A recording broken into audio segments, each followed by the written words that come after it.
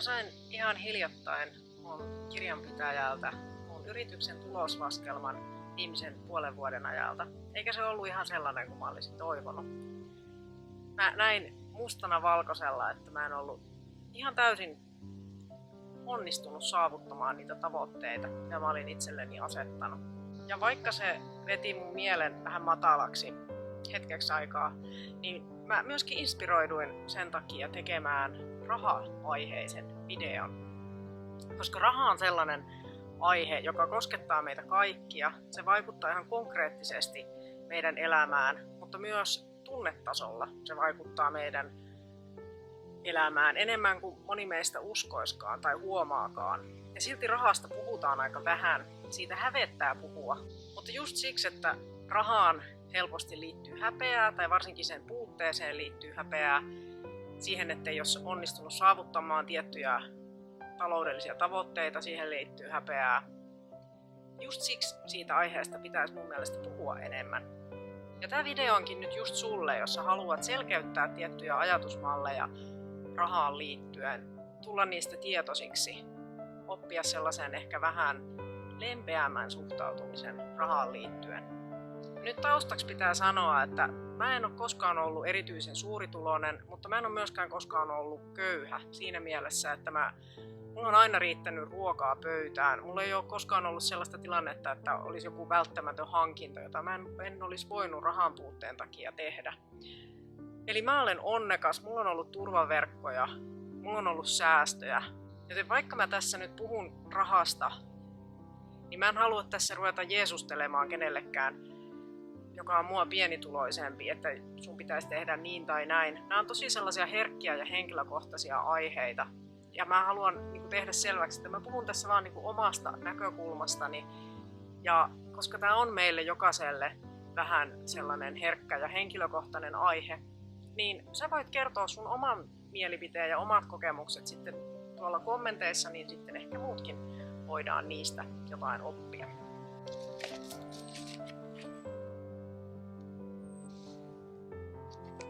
Mulle ensimmäinen semmoinen tärkein oivallus rahasta, jonka mä olen oppinut, on se, että se raha, jota sä tienaat, ei liity millään tavalla sun arvoon ihmisenä. Ja mulle tuli sellaisena yhtenä oivalluksena sen jälkeen, kun mä sairastuin työuupumukseen, että mä olin todellakin tehnyt mielessäni tämän rinnastuksen, että mun tienaama rahamäärä olisi jotenkin yhteydessä mun arvoon. Ja se avasi mun silmät, kun mä huomasin, että mä olin todellakin ajatellut näin. Silloin kun mä olin onnistunut tienaamaan enemmän rahaa yrittäjänä, niin mä pidin sitä mun suurena saavutuksena ja olin ylpeä itsestäni. Ja sitten kun mä tienasin huonommin, niin mä tunsin siitä kauheata häpeää ja epäonnistumista. Ja sen ymmärtäminen, että minä olen arvokas ihminen, niin kuin sinäkin, oli rahamäärä tilillä mitä tahansa. Se oli jotenkin tosi vapauttavaa.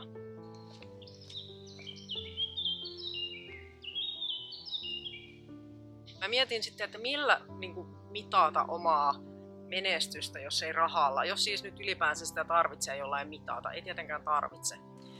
Mutta millä sitä sitten mitata sellaista, että onko mennyt vaikka yrityksellä hyvin vai ei, niin mä olen nyt itse ottanut siihen sellaisen ajatuksen, että jos mä teen töitä semmoisella hyvällä asenteella, ilolla, innostuksella, teen asioita, jotka mä koen, että merkitsee mulle jotain, silloin mä olen onnistunut.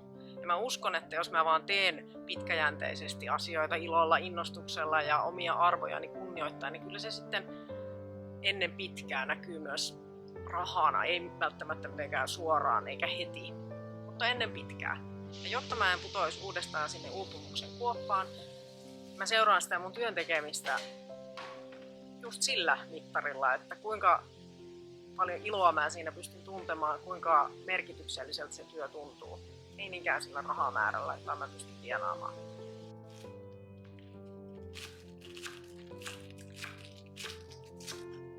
Elämähän on aaltoliikettä. Välillä on hyviä kausia, välillä on huonompia kausia. Ja se vaan kuuluu elämään. Joskus on sellaista, että mikään ei oikein onnistu, kaikki tuntuu tökkivän. Mutta sitten taas välillä tulee niitä parempia kausia, että tuntuu, että kaikki on helppoa ja rahaakin tulee helpommin. Sen kun vaan hyväksyy, niin kaikki tuntuu helpommalta.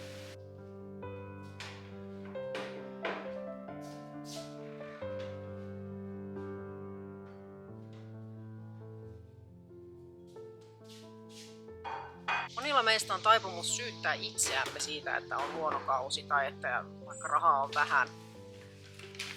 Vaikka siellä taustalla voisi olla jotain muitakin syitä, kuten vaikka nyt maailman talouden tilanne tai vaikka yhteiskunnan rakenteet. On aivan selvää, että esimerkiksi työhaastatteluissa pärjää paremmin ne, jotka on itsevarmoja ja ekstrovertteja.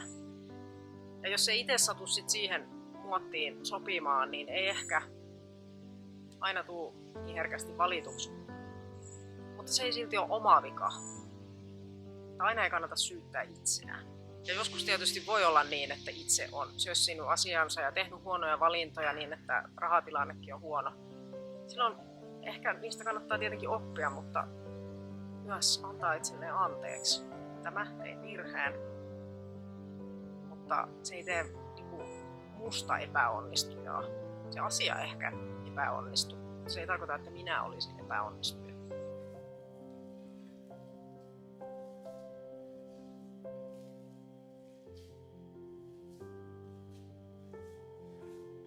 Miten paljon on riittävästi rahaa?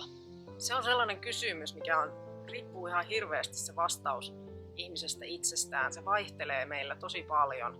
Mutta mun mielestä se myös on kysymys, johon se vastaus vaihtelee niin kuin tilanteen mukaan.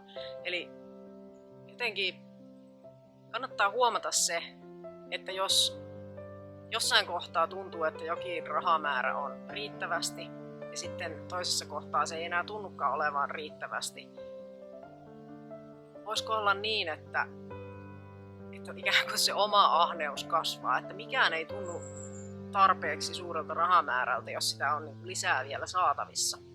Ehkä se liittyy sellaiseen meidän ihmisluonnon ahneuteen, mikä mun mielestä on aika selkeästi tässä ihmisluonnossa, kun meidän maapallokin on niin kuin tällaisessa tilassa, mitä se nyt on. Voi olla, että me ei voida sille mitään, ainakaan tuollain niin kuin perusluonteena ja kollektiivisesti. Mutta itse mä haluan niin kuin kysyä itseltäni just, että tarvitsenko mä tiettyjä asioita? Voisinko mä käyttää vielä hetken aikaa vaikka mun jotain vanhaa puhelinta vai onko mun pakko ostaa uusi? Tarvitsenko mä sen jonkun uusimman muodin mukaisen vaatteen? Vai kelpaisiko ne vanhatkin?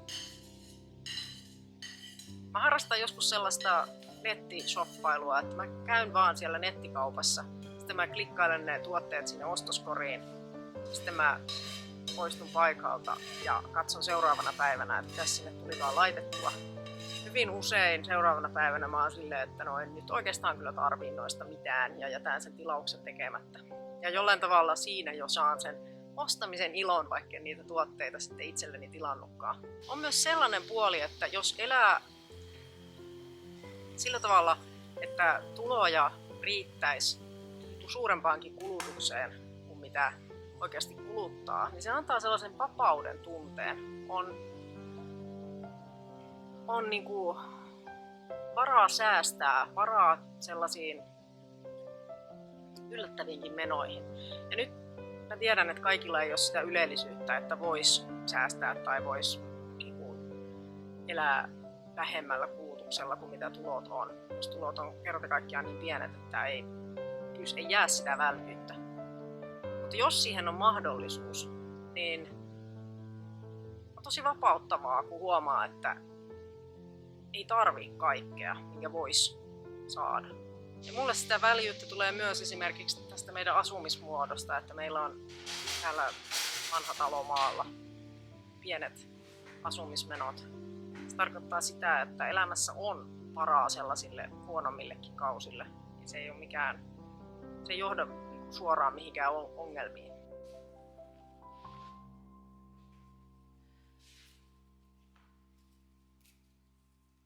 Mulle yksi tärkeä asia silloin kun jos musta tuntuu, että mulla ei ole riittävästi, on kääntää katse siihen runsauteen, mitä mun ympärillä on, mikä korostuu tälle sadonkorjuaikaan maalla. Mä kävelen metsään ja se on täynnä kantarelleja ja mustikoita. Mä katson kasvimaalle, siellä on vaikka mitään syötävää. Ja vaikka mä tiedän, että kukaan, joka on oikeasti köyhä, ei elä pelkillä kantarelleilla, ja mä en halua sellaista vaikutelmaa tässä antaa, mutta jotenkin mulle itselleni keskittyminen siihen, mitä kaikkea runsautta mun ympärillä on, mikä kaikki mulla on hyvin, se saa mut tuntemaan itseni rikkaaksi, vaikkei mulla just sillä hetkellä olisi rahaa euroina niin hirveästi ylimääräistä. Mulla on kiinnostavia töitä, joita mä teen tosi mielelläni. Mulla on perhe, mulla on tää ihana koti, mulla on tää metsä tässä aivan mun kodin vieressä.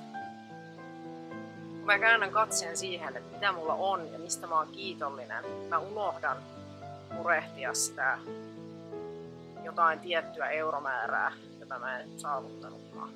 Ja se kaikki johtaa sellaiseen luottamuksen tunteeseen, joka mulle on tärkeä ja joka auttaa mua aina, jos mulla on rahaan liittyviä huolia.